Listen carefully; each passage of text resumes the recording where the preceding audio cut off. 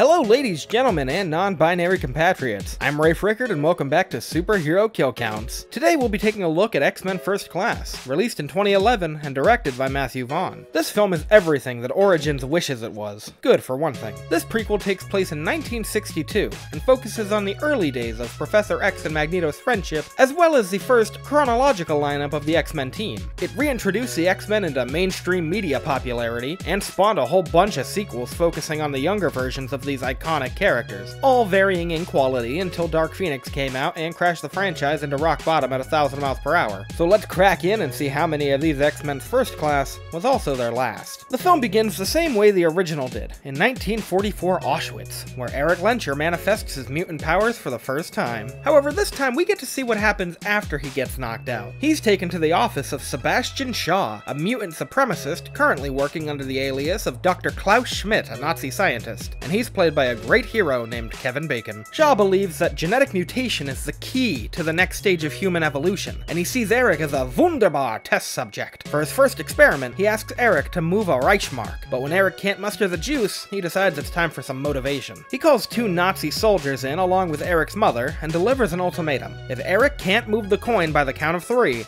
he's gonna shoot her, and despite Eric's best efforts, the coin remains unmoved, causing Shaw to pull the trigger and make Edie Lencher the premier kill of the movie. This causes Eric to become enraged, crushing bells, imploding file cabinets, causing all sorts of chaos. In his fit, he kills those Nazi soldiers by crushing their skulls inside their helmets. Shaw is ecstatic to learn that Eric's powers can be unlocked by pain and anger, and gives him the Reichsmark as a token of gratitude for his help in the experiment, no doubt looking forward to a future of torturing this innocent child. Across the world in New York, a young Charles Xavier is awoken in his family's mansion by a noise coming from the kitchen. He gets ready to bash some heads and take some names, only to find out that it's just Mummy getting a snack. But Charles senses something fishy in that kitchen, and it's not the fish and chips. He is a telepath after all, and after he calls her out on her bullshit, little Raven Darkholme reveals herself to him. Much to her surprise, Charles is completely accepting of her blueness. You're not scared of me? And after finding out that she's homeless, he invites Raven to have some food and I guess move in with him? Do his parents just not care that there is another child in their home now? I don't know, rich people are weird, man. Fast forward 18 years to 1962, where Charles, played by James McAvoy, is now a professor at Oxford University, teaching about genetics and thirsting after co-eds. How is that seduction technique working for you? I'll tell you in the morning. Charles and Raven, now played by Jennifer Lawrence, leave the bar and it's very evident that Raven is having some identity issues. Upset by the fact that she has to hide her mutation, whereas Charles gets to use his for his own advantage whenever he pleases. Meanwhile, in France, Eric, now played by Michael Fassbender, visits a Nazi apologist banker for details on Sebastian Shaw's whereabouts, and after some toothy torture, he learns that Shaw's living it up at a villa in Argentina. And this next scene is an absolute masterpiece that I would proudly consider my one excellent scene. Eric drops by the aforementioned Argentinian villa to find Shaw mysteriously absent. While stopping for a drink in a bar, he notices an old photograph of Shaw with two of his old associates in his yacht, the SS Caspartina, stationed in Miami, which gives Eric a clue as to where to go next. As it so happens, those same associates are in the bar having a pint when Eric takes a seat at their table. After some beautifully tense build-up, Eric takes the Nazi's knife and delivers one of my favorite lines in this entire franchise. Blut und Ehre. Ja, was würden Sie gerne zuerst verlieren? Wir hatten unsere Befehle. Also Blut. When the bartender pulls a gun, Eric forces the trigger to fire on the war criminal not currently stuck to a table. He then flings the knife into the bartender's gut, and I'm gonna count that as a kill because, I mean, come on, Magneto would never leave a Nazi alive. After finishing off the last one, he follows the scent of bacon all the way to Florida. In Las Vegas, a couple of CIA agents, including Moira McTaggart, now played by Rose Byrne, and looking exceptional in hindsight for being the same age as Professor X in Last Stand, are staking out a meeting amongst the mysterious Hellfire Club, when they notice US military Colonel Robert Hendry joining in on the festivities. And once again, because this movie was made by men, she strips down to her skivvies and sneaks in to see what's going on. Moira spots Colonel Hendry being led into a private booth by Emma Frost, but when she goes to investigate, they're gone. She uncovers that behind the booth is a hidden room where Shaw's attempting to negotiate with Hendry about having the US put missiles in Turkey in preparation of a Russian attack. When Hendry refuses his demands, Shaw has his henchmen put the fear of Shaw in him. The rest of Shaw's mutant lackeys include include Riptide, a mutant with the power to control the wind who doesn't get a single line of dialogue in the entire movie, and Azazel, a teleporter played by Jason Fleming, who would go on to appear in DC's series Pennyworth. Azazel gives Hendry a lift back to his base, where he convinces his colleagues to go through with Shaw's missile plan. Moira calls in with her findings, which of course nobody believes. Smoking them funny cigarettes, people don't disappear. Leaving her to figure it out on her own. She tracks down whiskey-puking frat boy Charles Xavier because she heard he was an expert on genetic mutation. Do you have a minute?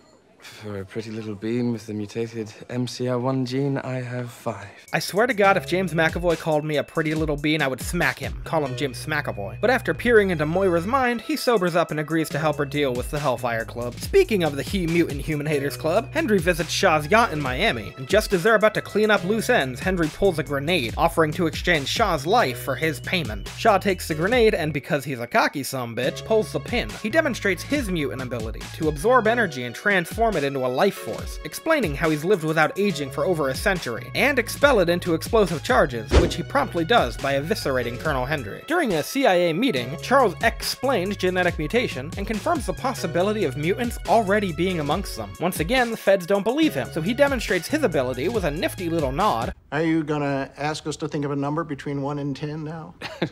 No, Agent Stryker, although I could ask you about your son, William, who you were thinking about, which is very nice. And his apparent knowledge of the US missile placement causes a stir and accusations of espionage, until Raven transforms herself and the group is ordered to be placed under protective custody. Luckily, that weird kid in the back of the classroom, who kinda looks like Craig from Malcolm in the Middle, mentions that he has an off-site facility that they can hole up in. The group is escorted by the US Coast Guard to seize Sebastian Shaw's ship, but as fate should have it, Eric arrives at the exact same time. After a failed assassination attempt, he's incapacitated and yeeted into the ocean. Meanwhile, Emma Frost blocks Charles from telepathically interfering, leaving it up to these expendable CIA operatives to attempt a daring assault. Riptide has his time to shine, causing a whirlwind over the water and capsizing their speedboats. As they're about to regroup and rethink their strategy, Charles feels another presence near the yacht. His suspicions are confirmed, however, when Eric starts smashing the ship to bits with its anchor, giving Shaw the heads up to skedaddle. The Hellfire Club board a submarine, but Eric is all like, Not today. and with every ounce of his strength, he attempts to hold the entire sub in place. The lower the sub gets, the deeper Eric sinks into the ocean. Charles notices this and screams at the magnetic madman to be more like Elsa and let it go, but when Eric persists, Charles jumps into the ocean to rescue him. He telepathically convinces Eric to let go, and the two form a newfound bond once they resurface. I thought I was alone. You're not alone. Eric, you're not alone. They bring their newest ally back to their super secret CIA base, which I'm positive is against protocol, and the group is introduced to Dr. Hank McCoy, played by Nicholas Hoult. He's one of the CIA's top researchers, and after Charles accidentally outs him as a mutant, he shows off his mutated hand feet. He's a bit shy at first, but luckily Raven seems to have a thing for feet, and the two of them hit it off instantly. They start getting to know each other a little better, and Hank confides in her that he's working on a serum to make him look normal, and given Raven's penchant for shapeshifting, it stands to reason that the final ingredient he would need is her blood. As their phlebotomy session gets a bit steamier, they're interrupted by a passing Eric, who essentially tells Raven, If I look like you, I wouldn't change a thing. and does a number on Hank's confidence. Turns out, Eric was on his way to steal Shaw's files and go AWOL, but not before he's caught by Charles, who gives him a choice. Leave and chase Shaw on his own, or stay and be a part of something much bigger. I won't stop you leaving. I could. But I won't. Speaking of Shaw, after his escape, he and his team are hiding out in the middle of the ocean. Emma's concerned about going up against another telepath, but Shaw has it all under control. He pulls out a specially made helmet designed to block any form of telepathic energy. I'm sorry, Kevin Bacon, but Ian McKellen wore it better. Back at the base, Hank unveils his latest creation, a device used to amplify brainwaves and potentially locate other mutants. He calls it Cerebro, maybe you've heard of it. Charles volunteers to try it out, and so the hunt for the X-Men begins. Are you sure we can't shave your head? Don't touch my hair. Charles and Eric's first stop is to a strip club, where they recruit Angel Salvador, a mutant with the ability to fly and spit acid. Next up, they locate Armando Munoz, a cabbie who can adapt to survive practically anything in the presence of danger. After a quick visit to solitary confinement, they bring Alex Summers aboard, and his powers can be pretty explosive. He's followed up by Sean Cassidy, a scream boy. And their final visit is to a much more confrontational mutant in a bar. Excuse me, I'm Eric Lensher. Charles Xavier. Go fuck yourself. it doesn't work out too well. With the team assembled, it's time to pick code names. Raven picks Mystique, Armando settles on Darwin, Sean chooses Banshee, Angel goes by, well, Angel, and Alex is deemed Havoc. They have fun dancing and destroying government property until Charles and Eric catch them, and they are none too pleased with their juvenile behavior, and it doesn't seem like giving them nicknames is helping anything either. You should be Professor X. And you should be Magneto. While the bad and naughty mutants stay at the base, Charles, Eric, and Moira head off to a Russian military retreat with the hopes of catching Shaw during a meeting they were tipped off about. But of course, Shaw doesn't show. Moira decides it's time to pack up and leave, but Eric isn't going anywhere without an autograph from January Jones. He trips up the security and storms the building, with Charles following suit. They catch Emma seducing a Russian general, but it seems futile when she takes on her diamond form, canceling out Charles's powers. The much more temperamental Eric has another idea, however. After cracking her skin to its breaking point, she reverts back to normal, giving them ample opportunity to figure out Shaw's plan: World War III. Unfortunately, back at the base, Shaw's plan is already coming to fruition, as he and the rest of his crew storm the compound and take out their defenses in bulk. Azazel starts off their massacre by dropping our man in black to his death, along with 8 other agents.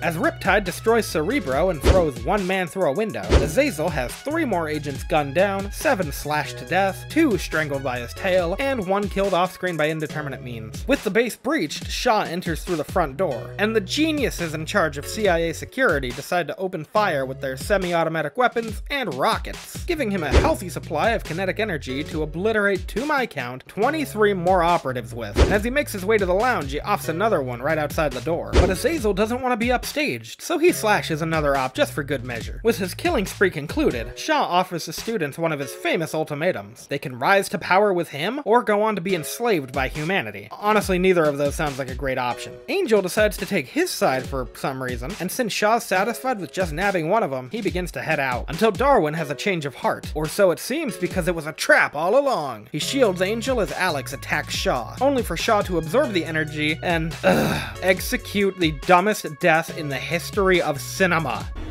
Adapt to this. Let's pause and talk about this for a second, can we? Darwin's power is literally to adapt to anything. He is a man who can turn into pure energy itself. You're telling me that this measly little setback was enough to kill him off permanently? It is lazy writing, and it feels like a cheap way to kill off the most powerful mutant of the bunch. 10 years on, and this still riles me up. Where were we? As Charles and Eric return to see the destruction left in Shaw's wake, Charles thinks it's the safest bet to disband the group, but Eric and the students decide to avenge their fallen comrade. And after relocating to the X-Mansion, their training begins. As the students hone their skills, Eric challenges himself to move something as big as Shaw's submarine, without the unbridled rage powering him. And after Charles pulls up Eric's childhood memory of spending Hanukkah with his mother, he realizes that maybe rage isn't the only powerful emotion. There's so much more to you than you know. Not just pain and anger. It's good, too. I felt it. While the team gears up, Shaw heads to Russia and convinces them to put missiles in Cuba, officially kicking off the Cuban Missile Crisis. Charles and Eric discuss what to do now that Shaw has the whole world on edge, and of course Eric pulls out all reliable and confides in Charles that Shaw has to die for mutant kind to prosper. Killing Shaw will not bring you peace. Peace was never an option. As Hank puts the finishing touches on his serum, Raven begins to have some doubts. Maybe Eric has a point. Maybe they shouldn't try so hard to fit in. Maybe they should be Mutant and proud. Hank, however, doesn't want to spend his entire life being called Bigfoot, and decides to test the formula on himself. It seems to work at first, but after a minute it begins to amplify his mutation. Either that or he hit second puberty, and I don't know which is worse. Raven, on the other hand, heads to Eric's bedroom for some mutant Mookie, but he turns her down and we get a nifty little cameo from Rebecca Romaine, so that's nice. This scene really isn't that important, other than the fact that it spawned a meme. Perfection. And we learn that Eric is the person who told Raven it was okay to just walk around naked all the time. I don't know, I feel like that shouldn't be allowed even if you do have superpowers. God's sake. Raven, where are your clothes? Put some clothes on. After the gang's all suited up and ready to rumble, they can't help but notice one of their teammates is missing. Hank finally unveils himself, and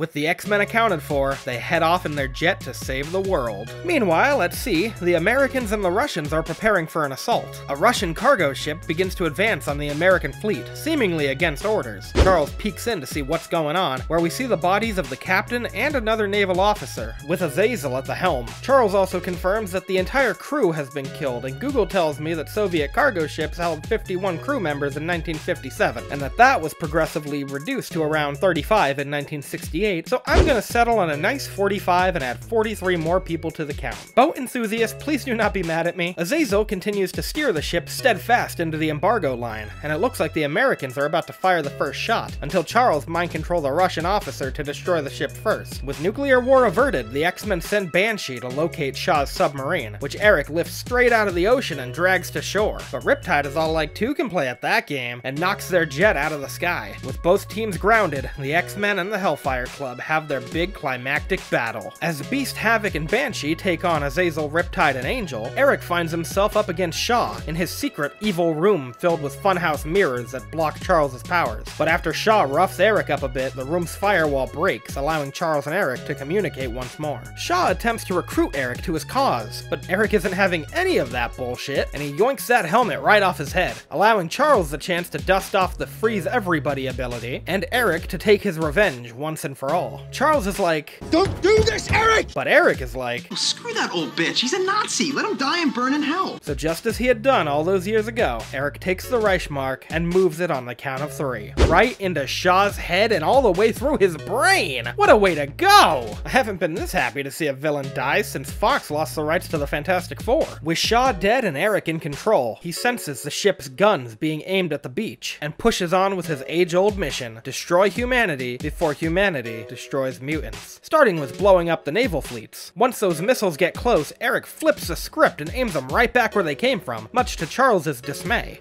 They're just following orders. I've been at the mercy of men just following orders.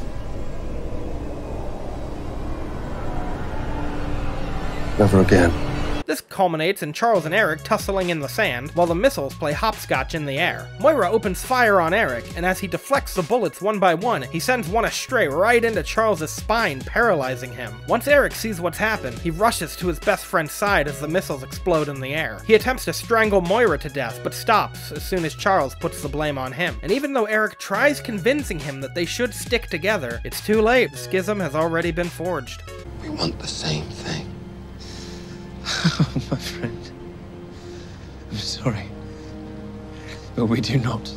Eric takes the remainder of the Hellfire Club under his rule, and after a brief goodbye to Charles, Mystique joins his party. After all that trauma and hardship, Charles decides to convert his mansion into a school for mutants. He says his goodbyes to Moira, and in true Superman 2 fashion, erases her memory of him with a kiss. The movie ends with Eric making one last pit stop to pick up a member of his newfound Brotherhood of Mutants. In total, there were 102 kills in X-Men First Class. The X-Men breaking triple digits on their first outing? Not bad, not bad. The Platinum Batarang for coolest kill goes to Sebastian Shaw, because he is just the worst, and it's nice to see him die in such a brutal way. Plus, the way that it's shot incorporates Charles' screaming, as if we're hearing Shaw's thoughts while his brain is being slowly ripped apart. The Rusty Shield for lamest kill goes to Darwin, because he deserved better. He shouldn't have been killed so easily. It's as egregious as the entirety of Dark Phoenix, and it should not be forgotten about. X-Men First Class was released in 2011. It didn't open to as much box office acclaim as its predecessors, but the reviews were significantly better than both Last Stand and Origins. The film was received well enough to spawn a new chapter in the X-Men franchise, and we'll be seeing these actors again pretty soon. But for now, we have to see what happened after the original trilogy in 2013's The Wolverine. How many people will be stabbed and or slashed by Logan after the death of Jean Grey? Find out next time on Superhero Kill Counts. See you then, super friends.